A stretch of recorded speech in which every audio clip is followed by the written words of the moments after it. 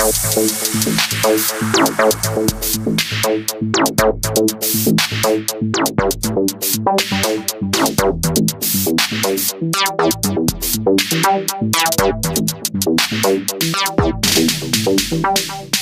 to our listeners at home. You're listening to ScienceFM. I'm George Murray.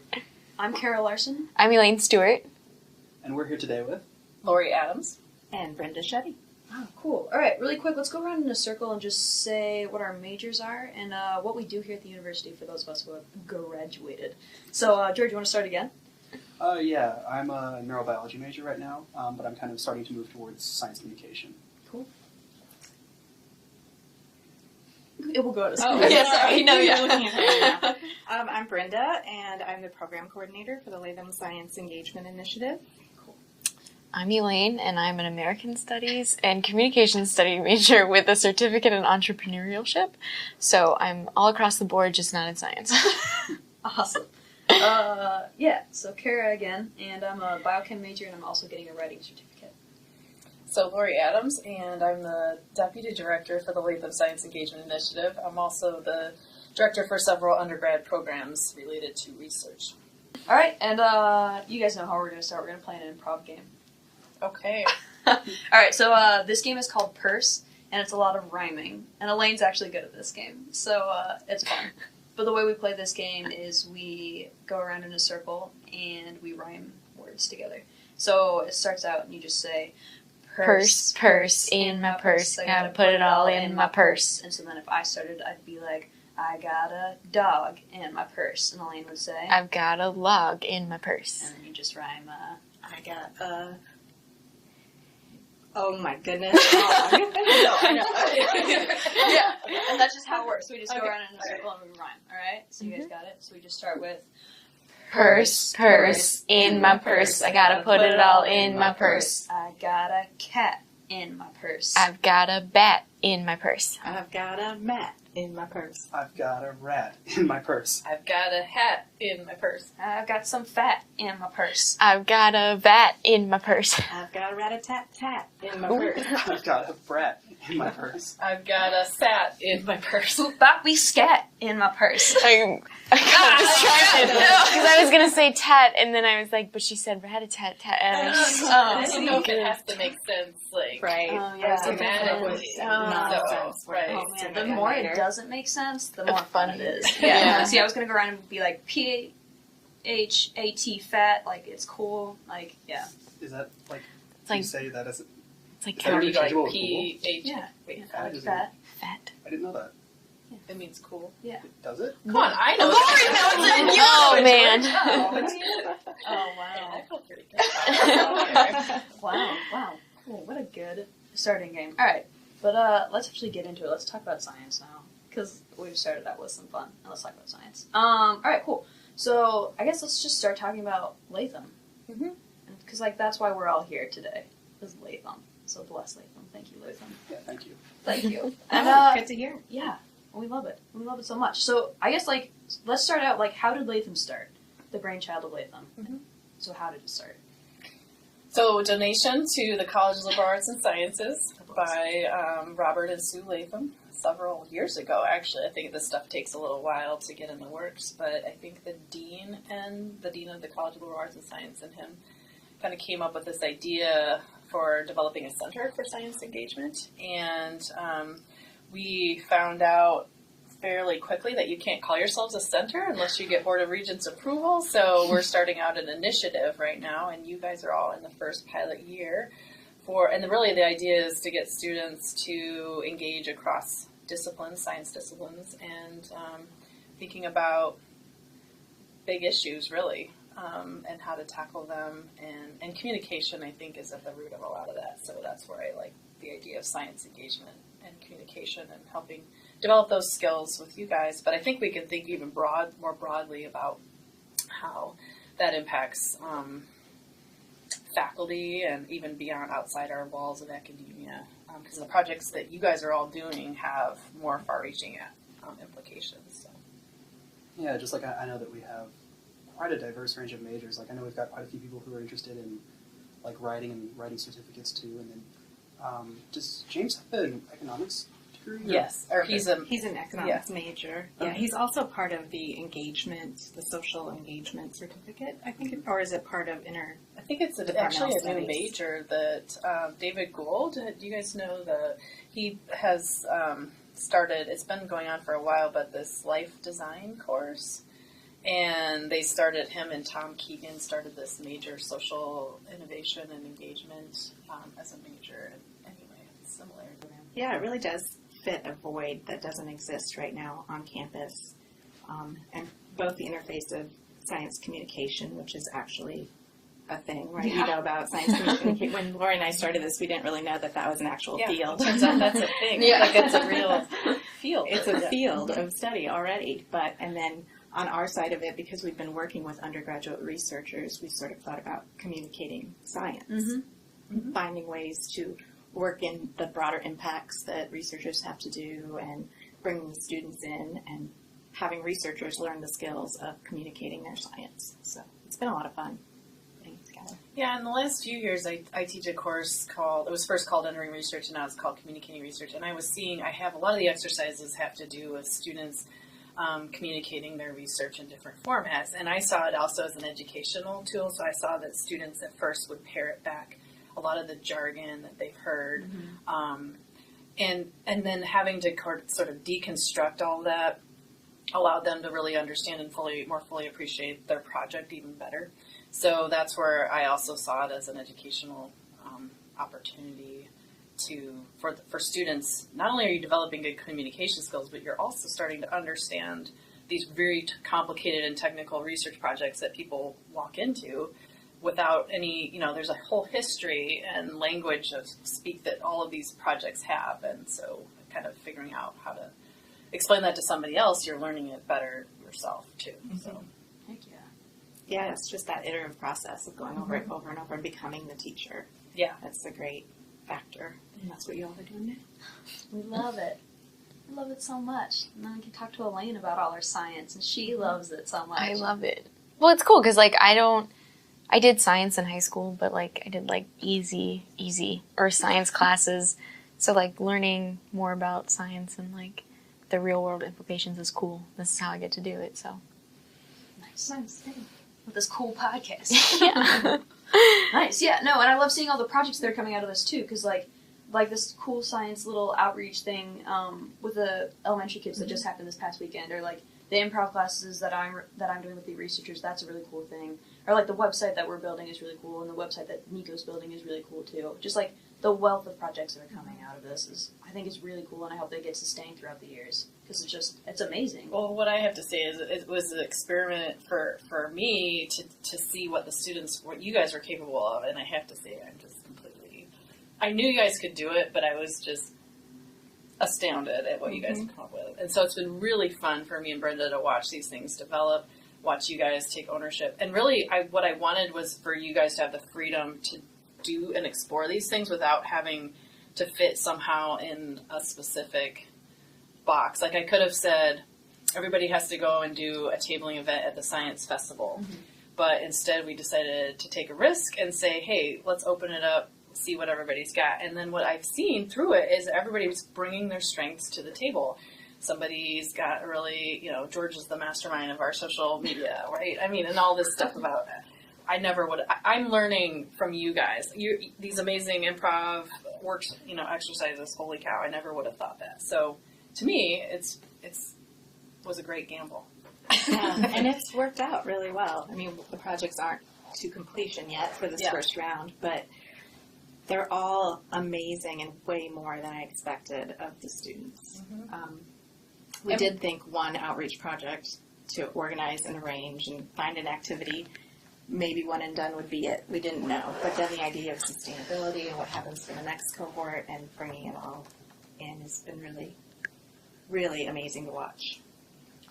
I think that you mentioned that you're kind of letting us, I don't know, not really free reign, but express our own talents. And I think that's cool because I know that a lot of companies are starting to try to foster that, the creative collaborative environments. Or just where people can, be themselves.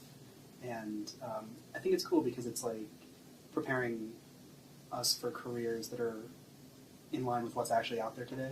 Mhm. And getting real world experiences too. A lot of times class projects are just a presentation to the rest of the class, but this is actually going out into the community, talking to people, arranging things, getting mentors across campus, working with lots of different people, lots of different phases.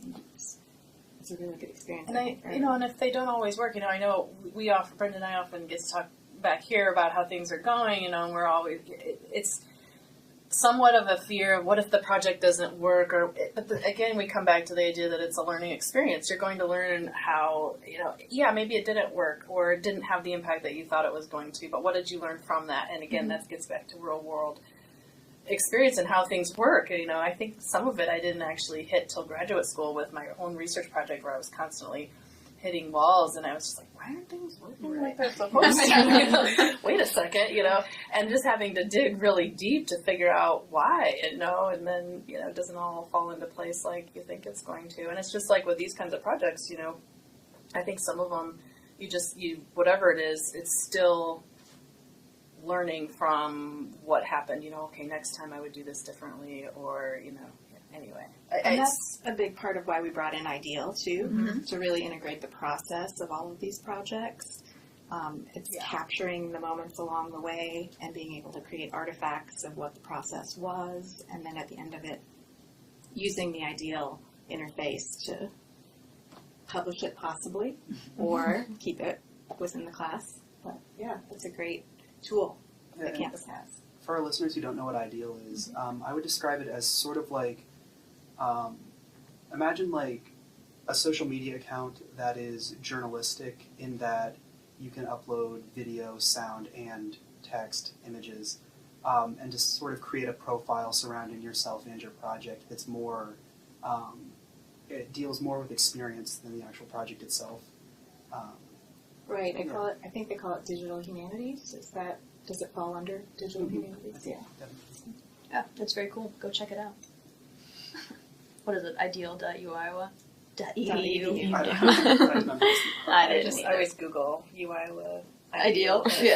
Yeah, it's great. No, but yeah, Latham's great because it gives us the opportunity to fail, which I think a lot of classes don't. They're like, here, go do a Prezi, and then do it for 15 minutes. And these Latham projects are like, create your own project. If the project doesn't work, change the project. And it's great because, it's like that's what we're going to have to do in the real world. We're going to have to go and create these presentations and projects. And if the projects don't work out, we're going to have to figure out a way to change our projects. And it's super valuable that we have a class like this that allows us to do this. Good. Yeah. Yeah, it's like in life you can't be fired for being wrong. Yeah, exactly. That's also super nice too. Well, and I know what it's done for me as an instructor is to really stretch outside my comfort zone, like on a daily basis, and always going somewhere where I didn't think I was going to go, and also being able to admit that I don't know, right? And so somebody else needs to find out, hey, I'm not an expert in this. It turns out, and I think I was very, very nervous about how to get it started because I'm not an expert. And it makes me wonder if that's why this field of science communication and outreach and engagement is a difficult one, because my training wasn't at the bench. I went through, got a PhD in genetics and postdoc and so on and so forth at the bench. And you kind of get along this training idea that it's ingrained in your head that you're just sort of doing this one thing and you're not stepping out of that realm, and you have to be an expert all the time in that area, and you're sort of prepped. Any sort of seminar, you're the expert in front of the room, you should know all the answers, and then to kind of step outside and say, you know what, I don't really know how to do that, or this person, I'm not an expert at this. So it takes a lot of that too, and also to talk across disciplines too. I think sometimes maybe the barrier exists because people don't want to admit when they really don't understand something, so it's much easier to be like, I mean, you can do a lot through nonverbal communication to say, like, I get that, I'm on board, but, you walk away like, I don't get it. Right. That's what I do in lecture all the time. I'm like, I know what is going on. And then I leave and I'm like, what? No, I don't know. I sat through 15 minutes of, I don't know what. And I get scared and take a test and fail the test, and I'm like, whoops. I'm sorry. And I have to call my mom and be like, I did really good on midterms, Mom. And then I didn't. Like, oh well. Hope she's not listening. I know. She won't tell her. Be like, nope, we didn't do a podcast this week. No, it was a crazy thing happened. It was busy, super busy, fun. Crazy. But yeah, you guys are also part of the Iowa Biosciences Academy too, right? You guys want to tell us a little bit about that? Yeah. Sure. Well, the Iowa Biosciences Academy is an NIH, National Institutes of Health, funded program. Deep eye contact with Elaine on that one. Just in case. No, I knew that one. I know governmental agencies. That's good. That's right. As I'm learning about communicating science, I'm learning to use less jargon and acronyms, so I need to explain myself. But the program is really about mentoring undergraduate research students to go on to doctoral studies. And again, it's an interdisciplinary program that come from all over campus, from biomedical engineering to chemistry to physics, and they're doing undergrad research in the lab, and IBA is helping to support them by finding mentors, by sending them to conferences, professional conferences across the country, and paying their lab wages.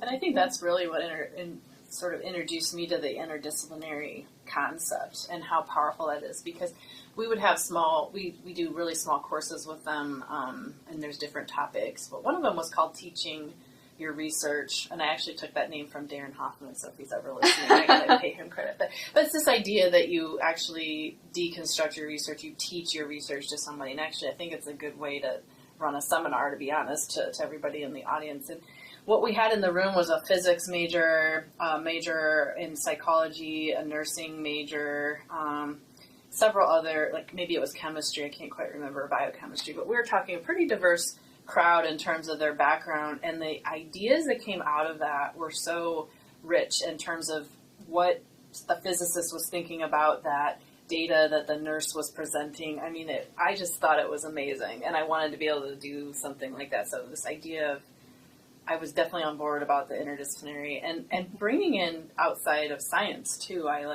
we have economics major, a couple economics majors, I guess, but. Yeah, working with undergraduate researchers really was what we grabbed onto when we were doing the program development for Latham, because it was sort of wide open to us, and there was a lot of roundabout, just bouncing ideas off each other and what are we going to do. And since we've been working with undergraduate researchers, it seemed like a good place to start, and realizing the wealth of writing on campus, and the fact that science writing wasn't happening here at all. Yeah, we were surprised. And how little there was formally for science writing. And then we wrapped in communication. Engagement was already in our title, so we kind of that's sort of where it all came about. Cool. Yeah, I thought that was super, because I remember meeting first off with when Latham was starting to get become a thing.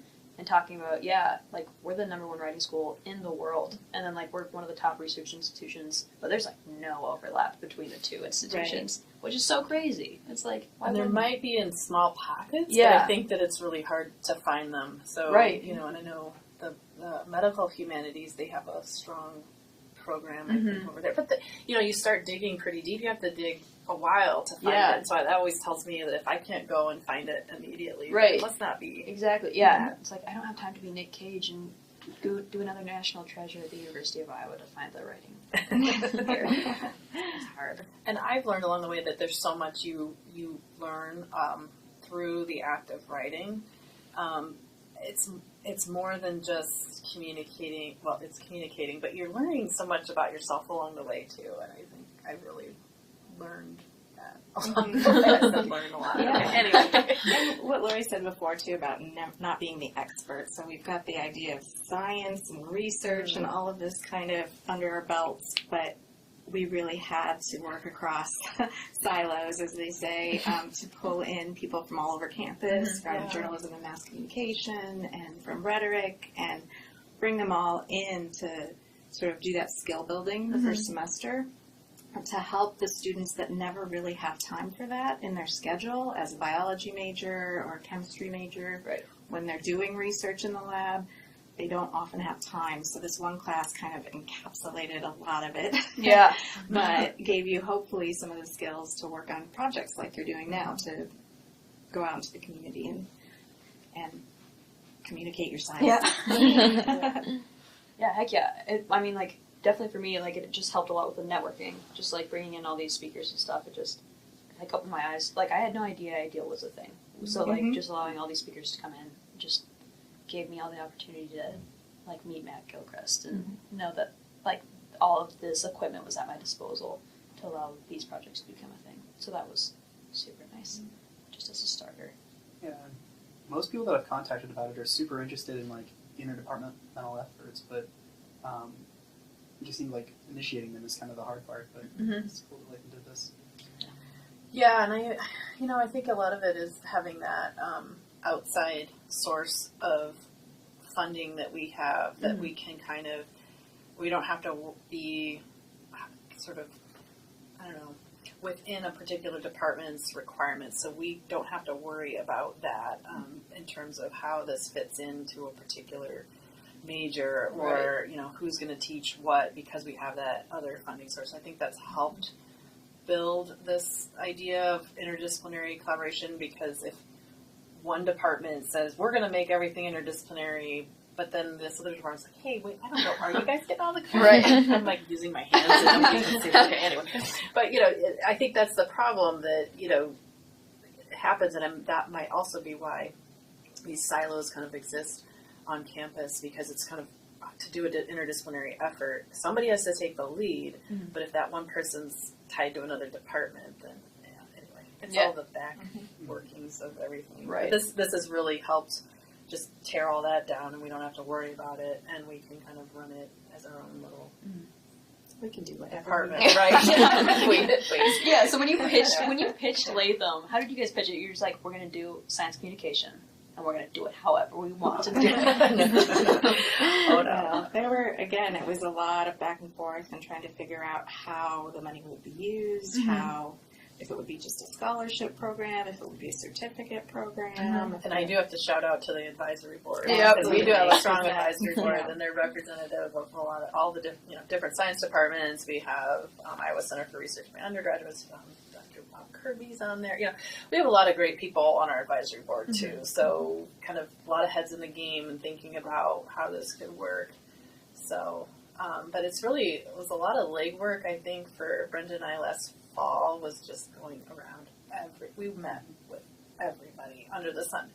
Really just doing a needs assessment. What do we need? What's on campus? What, and then sort of knowing anecdotally what I've heard students say about what they want, and then wanting to experiment with this idea of, if we let them run with it, what will they come up with? I think that part I was the most excited about. Yeah. Like that, just like, I don't know. I had a chapter of my business class that I'm in right now was all about business communication, and I was kind of just baffled at it because it was like top 10 like tips for writing an email. I was like, people don't know how to write emails. I was like, you're like, hello, like, dear, who it may concern kind of thing. And I was just kind of like, it's weird how people don't realize their communication is coming across. And like, from what you guys have been talking about, like, this is a class that would like help really teach people how to communicate in the real world, because Cara's improv workshops for the researchers, I think is very beneficial, because you do think of like, oh, scientists are so nerdy. Like, they don't have any social skills. Like, I'm not like bashing on all scientists, but I'm saying it's a stereotype. It's a stereotype. It's a stereotype. Yeah, exactly. So like, through these like writing emails and learning how to think on your feet, like, would really help people who aren't used to that kind of thing. And the thing is we communicate all the time. I mean, really, all of the research does need to be communicated. It's just, I love this idea of improv and kind of going off of each other. Sometimes I think people in science will talk at each other a lot, and there's not that genuine, wait a second, I didn't get that, and I work on that a lot in one of my other classes too. It's like, okay, now if you are listening to this other person talk about science, and you guys are at the same, because these are all, maybe they're all bio majors or something, you've had the same amount of school. If you don't understand it, say it right away, because you're no different than anybody else in the room. There's nothing special about you that maybe you're scared to say you don't understand, but I can guarantee that if you don't understand, nobody else does. Right. But that willingness to say, wait a second, because that's where true, if you really want to understand something, you've got to call it out. Otherwise, you're just walking away. You just wasted 50 minutes of somebody's time, Right. having a conversation, and it's actually easy to fake understanding for 50 minutes or however long, and then you walk away, and boy, what did you take away from that? Exactly. Something about jargon, right? And so I think it needs to happen to. Heck yeah. Well, and then especially for science communication, like, it's super easy to, like, talk within disciplines, like, that's easy, or it's, like, even easier to talk, like, across science disciplines, but then when it's going from, like, a biochemist to, like, an English major, like, talking about research, it's like, oh, what? And it's just, like, wow, like, jumping across a cavern. Like, whenever I have to talk about, like, when I had to talk about my research to, like, my friends who are English majors, I always, like, they're really interested in it, but then it's just, like, having to break down the $10 words and all the jargon, it was, like, I wanted to cry, and then they started crying, and then it was, like, oh, it was so bad, but, like, I know they were so interested and invested in hearing about it, and I'm like, okay, this is where, like, the communication needs to happen, and I need to break this down, because everybody's interested in it, and so why wouldn't I don't know. That's where, like, for me, that's why this improv workshop is, like, important, because it's, like, yeah, you need to know your audience is paying attention to you because, like, your research is important and people are engaged and want to know what's going on. But if you're, like, not engaged with your audience and know that your audience is engaged, then, like, what's the point of doing research? Right. I agree. It's frustrating. So frustrating. Being able to talk to all those varied audiences is really one of the skills that we hope Latham can impart because we've got people talking to kindergarten through fifth graders or on the web, whatever communication gets out there. But general audience stuff is really important for science too. Yeah, I think a lot of times, and I think probably public speaking has to be the number one fear, I imagine. It must be. But, I noticed that a lot of it's just about getting the event, like doing it. And I was the same. I really was the same way for the longest time, maybe even up until now, right? But it's like, let's just do it because I'm so nervous. Like, it's all about me getting up there, getting done and being done, and everybody claps and asks questions and it's over. But this desire to actually want the audience to walk away with something that's, that's important because I think people are often, it's just scary just to talk first and then to have that second part about I actually do want them to know something when I leave. I think that's, I don't know, it's something we probably don't emphasize enough rather than the focus on just the actual speaking event. Yeah, I live for the applause. So. Yeah, play it right there. Right, exactly. I was going to say, I think public speaking is the number one fear, and then death is second. Yeah, I'm pretty sure that's what it is. I had major anxiety. I mean, most people I think I've do, had but out-of-body experiences. Yeah. Where you're just wait. Yeah, what's gonna happen? I've fallen twice on stage because of my nerves. I get all nervous. I wear the wrong shoes apparently, and I just I get nervous and stumble and fall. But that happens. Yeah. But then after you fall down, do you like feel better? Though? Oh, much better. Both times that I did that, I was like, all right, well, that's out. Okay. And now I think because those experiences have happened to me, it's probably some of the more mortifying experiences you can have. It's like, whatever happens, happens. But I think a lot of it's also feeling like you're not going to have anything to say that's, worthwhile, or what if people don't believe me or don't think I'm smart up here or don't, and I think breaking that down and saying, you know what, I think almost everybody that does this probably thinks that at some point. And really in the audience, I always tell people too, the audience doesn't, unless they're really mean, they really are supporting you, nobody wants somebody to do horribly, right? You really don't want that. So the audience is there to support you too, but. Oh yeah, for sure. Yeah, I really do. I've really enjoyed a lot of the small courses I teach with communication because you get to watch that. And everybody starts at a different comfort level. And some people do walk in and they're fine, and that's, not a problem. But it's the rare person that does. I think the majority are just petrified and I hated it when I had to take public speaking and, oh my gosh, I would be up like days before and I just couldn't sleep, oh my gosh. give a speech, and it's in front of my class who also has to give a speech. Right. So nobody's like, it was torture. Yeah, public speaking was so crazy in high school because it's like nobody's even paying attention to anybody else's speech because they're worried about their own speech, and nobody's even watching you. They're just like, I have to go next. Yeah. Am I going to throw up during my speech or not? Well, and that's getting back to the Latham thing is why I like this. I would keep using the word authentic to describe this, but it's because it's an authentic experience. Right. I think it's important to practice stuff in the classroom, absolutely. It's a great place to get practice, but you also want to have that opportunity to have an authentic experience where the person in the audience really isn't worried about the next, when they have to get up, they're actually listening to you because they're interested. Yeah. Presumably. Yeah. Well, that's another thing about Latham is we built a really nice community like right away. So it's like, I've never felt uncomfortable getting up in front of like the class and giving a speech. I wasn't there the one day where you guys had a giant timer though. So Yeah, that timer we scared everybody.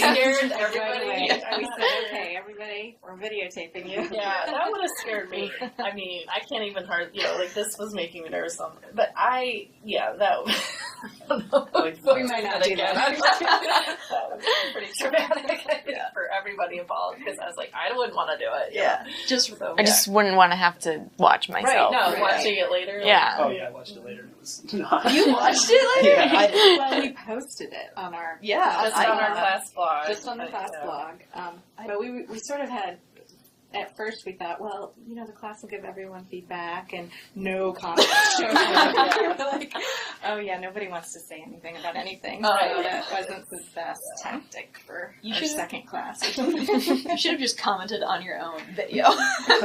nice job. Really think you knocked it out of the park. Said a couple times too, but besides that. Oh no, that's really funny. Yeah, because I did it. I stood in my kitchen with my lab coat on the day before I got, or the day I got on the plane. Yeah, Right, 'cause and then you I were uploaded traveling. it. Yeah, because I had to travel to that conference today. And then I remember I texted you, and you're like, it was pretty scary. They had a giant timer in the back of the classroom, and I'm like, what? What? Yeah, it sounded like, I don't know. Do you know those in movies when there's a nuclear launch going on? Yeah. It sounded like one of those, and I was like, Like a doomsday clock. TikTok on the bomb. Oh, that's so great. No, yeah, I think that would definitely make me feel calm in a speaking environment. Lesson learned. Lesson learned. Well, sometimes you have to make yourself get, nervous, right? And have that authentic. Well, what that does, I will say, when I tell students this too, because sometimes, I do feel like I'm torturing people, but you have to have an experience that makes your heart rate increase so that you know what it feels like that next time. Yeah. Because for me, the only way I ended up getting over my major nerves was that I just had to just get through it and do it again and do it again. And then soon, pretty soon when I get the butterflies, you just kind of quickly, you bottle that up, you channel that into energy. But if you don't ever have the experience that makes you nervous, and then the first time you're like, and my body's doing weird things, and my heart's pounding, I'm I think I'm gonna fall over, trip and And fall. then you do fall over. Yeah, you do, and No. Yeah, we do a exercise in improv. It's called the ball of light. Have we done that with you guys? Yeah. Yeah. And it's you channel all your energy or whatever, and then you're supposed to gather, you plug into the floor, and that's where your good energy is plugged into. And then you focus, and you're like, okay, I'm full of good energy. And then you gather up all your energy from your limbs, and then you center it into your stomach. You're like, this is where my good energy is focused. And then you gather the ball of light, and you hold it, and you're like, this is my good energy. Whenever I get nervous, you can just hold your hands in your gather your hands in the middle of you, and you'll be like, all right, this is where my good energy is. It's okay. Everything's fine if I gather my hands here. And then that way, whenever we're in a scene or whatever, you can just gather your hands and be like, I'm not nervous. This is where my good energy is. And I do that during speeches. That's a really good tip. Hold on. Yep. Yeah. It's funny that because that's what I always imagine is gathering it into my you just, stomach. So we for a warm up, we just stand up, and then we just gather all your light, and you're all right, you ball of energy, and you soak it into the middle, and then you're just all right, whenever you're nervous, you can just all your good energy's right here, and it's okay, everything's good, it's right here. It's amazing some of those things. I saw a TED Talk on doing a power stance pose. Yeah. And that if you assume a power stance, and sometimes I do that. I'm at the front, I'm like, and No. you feel so much more confident, and My mom loves that TED Talk. The first time she watched it, she made me watch it 2 times afterwards. And every time I talk to her on the phone, I'll be like, oh, hey, I have an improv show. I have a big speech in class. I have to do something. She's like, Elaine, remember your power pose. And then the other day I did actually do it. I was standing in the pod bathroom of Dom, and I'm just like, I was like really nervous about something. I don't remember what, but I was like, just power pose. And I like stood and like looked at myself like in a Wonder Woman pose for like 2 minutes, and I like walked out. I was like, yeah, I'm good. I was like, I'm good. I can handle this. Yeah, that's psychological tools that work. It does work. We gotta do those more often. Well, Yeah. I'll have to I think do it so. right after this podcast. We'll all do a power pose. Right. Power pose, yeah. Cool. Awesome. There's a warm-up exercise. We can start making people do power poses. Right. Oh yeah. Power Okay. pose. So before we start the podcast, we're just gonna stand like this for 2 minutes. Nobody say anything, or we'll just be in their office before they get into their office. And just like power power pose. pose. Waiting for them. Hey, welcome. How'd you get in here? It doesn't matter. Have the TED Talk like playing in the background. We'll get kicked out of a lot of places. Fine. Alright, so we have like 20 minutes left. So we want to enter into the pop sci part of the podcast. Oh boy. So we just like want to start off with a really serious question. We want to ask you guys, do you think that Yetis are real? So, Sorry. I wish we could see Cara's face. It's very serious. It even it's a serious question. made me very serious. Yeah. Just thinking about how serious it My was. dad and I have been planning a trip Mm-hmm. to try and Fine. find Yetis. Yeah. We just need to know. Real or not real? I'm going with not real, but I think it would be a fun trip. Okay. Thank you. I appreciate that. You know, I'm always one to just say you haven't seen it, you just don't know for sure. I don't you know. know? Yeah, okay. I appreciate that. So maybe. But like there's that video, there's the video, Right. you know, of the Yeti Mhm. walking, so I'd like to think that, you know, we would have seen it by now, but, you know. Yeah. It's very lonely, Yeti. I know. But like maybe the other ones are just like so elusive. What's the name of the Finding Bigfoot? Have you guys watched that? Isn't it AMC? I or saw something? some of it, I yeah. have I binge watch it. It's so good. There's some people that have, they're serious, like, Oh. I mean, obviously that's why Yeah. the show exists. Yeah. Like, no, this is like, yeah. Yeah. I mean, I you think, have to admire their enthusiasm. how much evidence is there? oh, tons. There's like squatch tracks. They found like trees have been like pushed over by Sasquatch. I don't know what the Man. plural is. Sasquatch is. I don't know. And then there's hair. There's been hair. There have been multiple sightings. They're just like there's Wait, like didn't pictures. somebody want to sequence Sasquatch DNA? Am I losing it? Oh, Did they take I the think hair and do that? I think there has been. Oh, yeah. I want to get on the Google. Yeah, we can definitely do that. I swear about a year ago there was something about sequencing Sasquatch DNA, but I could be. No, we're yeah. We'll say that there has been somebody who has, Who's but a like contact. inconclusive. You know, be like maybe it wasn't a good enough sample. Yeah. But yeah, I say that they definitely are real. But I don't know, like which states would you say I would have to go to find them? Pacific Northwest. Yeah, cool. Yeah, it just seems like Cold. Sasquatch Cold. territory. Probably like Appalachian region, yeah. Okay. north.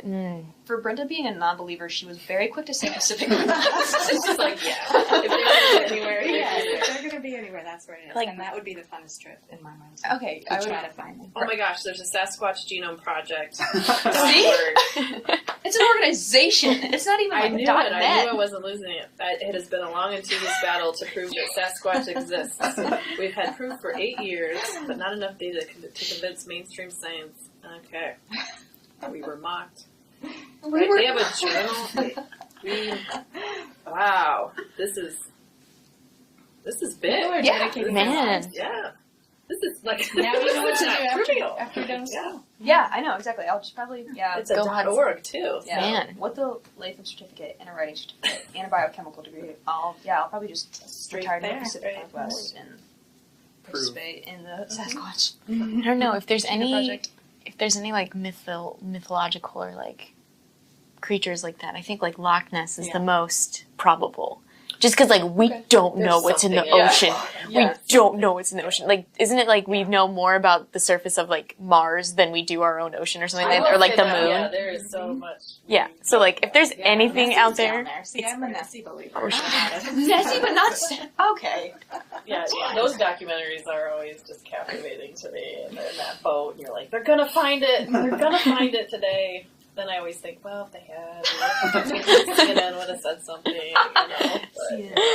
But, Joke's on you, they found it in that one documentary. I know. Didn't publicize it. they had that one show, River Monsters, or something. Yeah, that's That a good show, one, too. The giant catfish that live in the Lake of the Ozarks.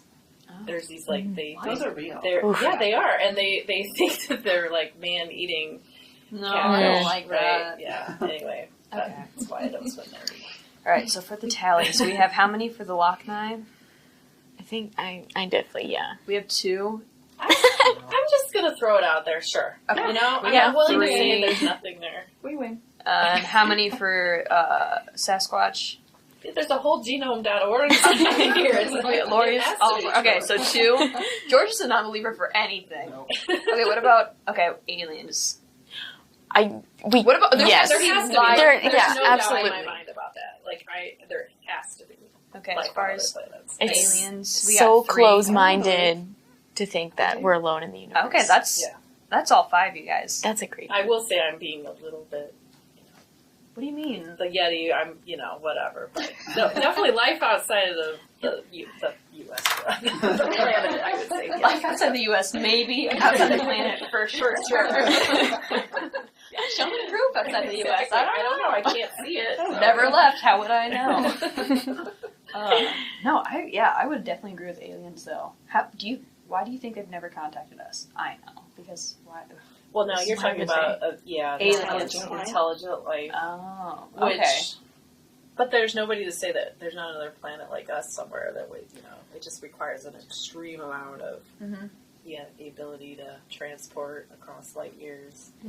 Yeah, I forget, someone did the maths on this, where like The maths. in terms of like probability, it's very likely that there's life, and then it's also very likely that there's intelligent life that would have developed to a point where they could contact us. And like They So probably then the figured question it out is, and like saw us, like did like a drive by, and then they were like, "No way! Like I can't handle this." Yeah. No kidding. Yeah. Well, they probably wonder why we haven't reached out to them yet either. it's just We there. try. We sent something out, right? And it had like, what did we have on it? Like, stuff.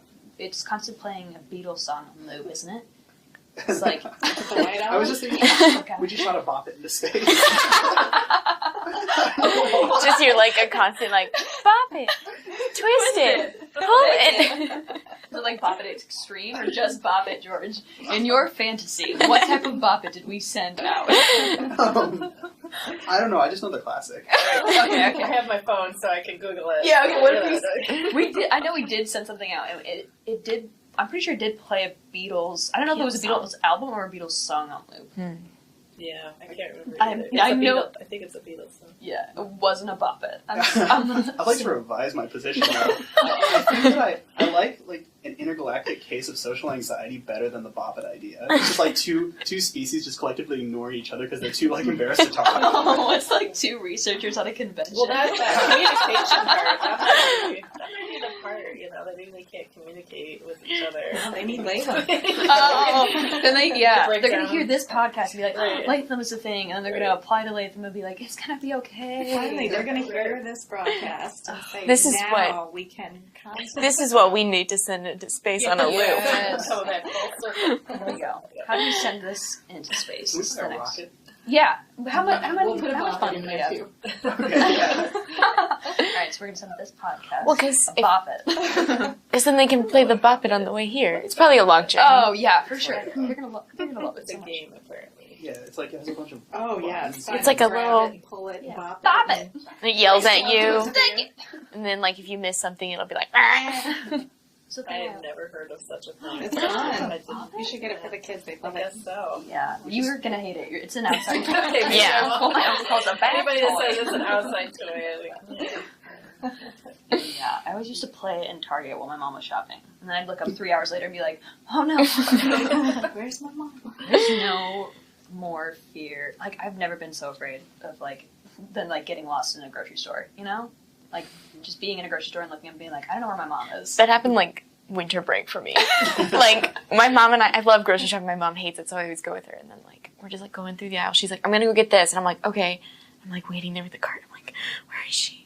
I'm like, she left me. I'm like, but I have all the groceries. I'm like, I can't pay for these. I was like, am I gonna have to put all these back? No, if you just like leave the cart and walk away, somebody else will do that. That's bad though. Do you know, Yeah. at the front of the store that your like parents are able to like call for lost children. You can call for lost parents. I probably could, but that'd be a little weird, like an 18-year-old like going up to like the front of a grocery store, like I lost That's my my mom. Then they come over the intercom with the mother. Elaine, please come to the front. My mom would be like, she's not mine. She's not mine. Your mom would be in the car, just being like, I don't. Oh, that's ridiculous. So do you guys really think I have a chance of finding a Sasquatch in the Pacific Northwest? Hard no. Ah, George, come on! Okay. Why do you have to squish my dreams like this? Skepticism. That's fine.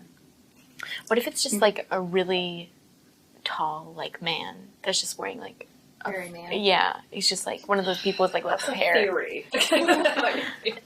Really weird overcoat. He's like a ex-basketball player that got like chastised for being really hairy. Like, you can't play Lives alone in the basketball. woods. That's like fine. I'll count that. That's like pretty close. I'm trying to figure out where they're located, the team. The genome The team. genome team. It does look very woodsy. You can't tell. The woodsy team. I want an internship there. Just like There's a lot of people Yeah. out there. They have to have series. They have a website. Well, there's, there's like- things that you have to believe, George. Yeah, George. confirmation bias. That's true, because like on whatever Finding Bigfoot, they have like a team of 5, and it's like 4 of them are like hardcore believers, and then they have the one scientist who's a non-believer. It's like the X-Files. It's exactly like the X-Files. The whole show after the X-Files, and they're like, "What do we need to make this real?" A non-believer, and then they found a scientist who was the non-believer. I don't know what she's a scientist in, but she's like supposedly has a degree in some science. What do you have to get a degree in to be like, I'm gonna go look for Bigfoot forever now? Like, you need like a magnifying glass and a lot of ambition. Be like, I don't know, I went to school. What do you need the magnifying glass? Like a hair, you're not gonna. I didn't think that one through, but like. That's a good question. If only we used magnifying glasses more often, we find. Yeah, we would have found Nessie years ago. I like to cultivate that image of scientists as people just walking around with magnifying glasses. Like, borderline with In a white detectives. lab coat. And That's what Like in the middle of It's the just a woods. bunch of people with magnifying glasses, actually. Cool. All right, well, this has been a good episode, you guys. But we end with chanting science. So if you guys would chant along, I think we're gonna call it quits. So, you all ready? I'm ready. Science, science,